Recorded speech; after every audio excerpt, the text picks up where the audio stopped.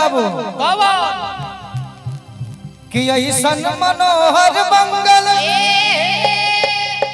हर मोर सुहावन सुंदर सुहावन सुंदर सूरत ए राजा जी ए राजा जी ए राजा जी करे हो जरूरत मुहूर्त खूबसूरत हो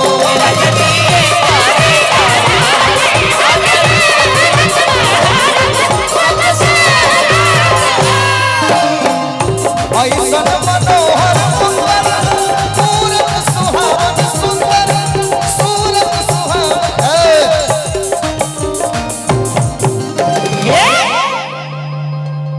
करिए फरक वाले है ना दो लोग बाड़ी जाओ बोला अरे तू ही कर तू फरक पहले बढ़ाओ ये तो करिया कुत्ता वाला हुंका के बोलो कोई बात ना तुम भी रहो बबुआ के हम hello hello hello hello hello Ram ji के जन्म के सोहर होता था रघु हिल देख तो कोनो दिक्कत थोड़े बा सही बात बा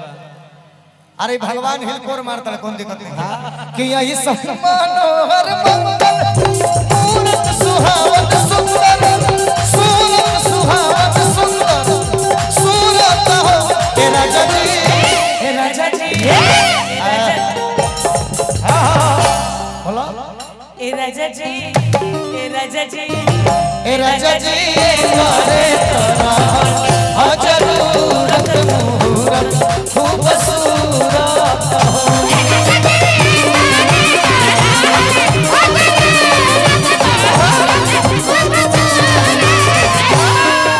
तने कमरे आधोए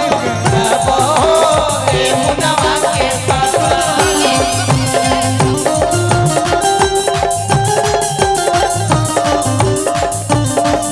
की बोलाई लतया माना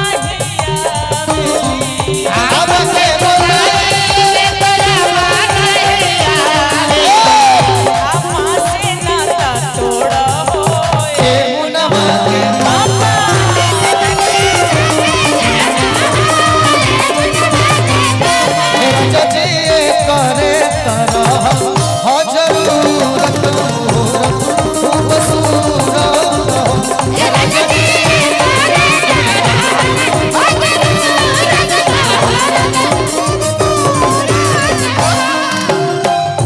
हमरा बुझाता बबुआ जियम होइए नाना उता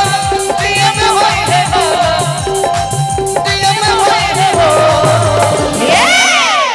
कि हमरा बुझाता बबुआ अरे जीएम होई है अरे नानाई तसीएम होई है हो ए ललना ए ललना ए ललना ही जगे सितारा ई तस्सीम होई है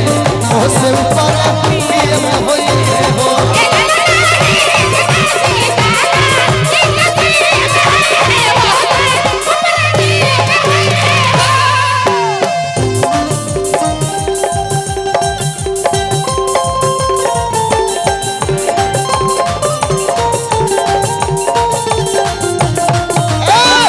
राजा जी खजाना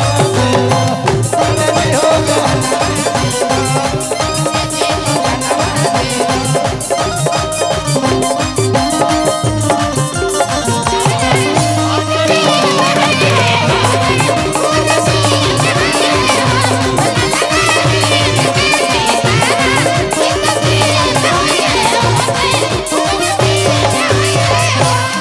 भैया भैया भैया हेलो देखिए ई राम जी के बुलावत रहनी है हां ऐसे कृष्ण जी आ गइल बड़ा और तो कृष्ण नाम में बाटल बा बाटा का बा प्रभु के गाना गाने तले छतर फाड़ के चले लगा चलिए कि मुनि बाबा ऐसन बबुआ हर ज्ञानी होई है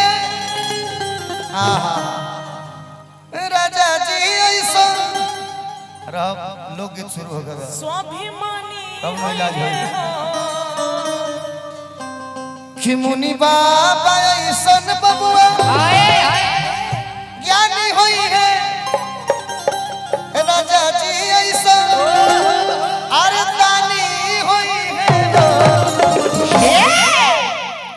आओ कहो ए राजा जी करे तरहल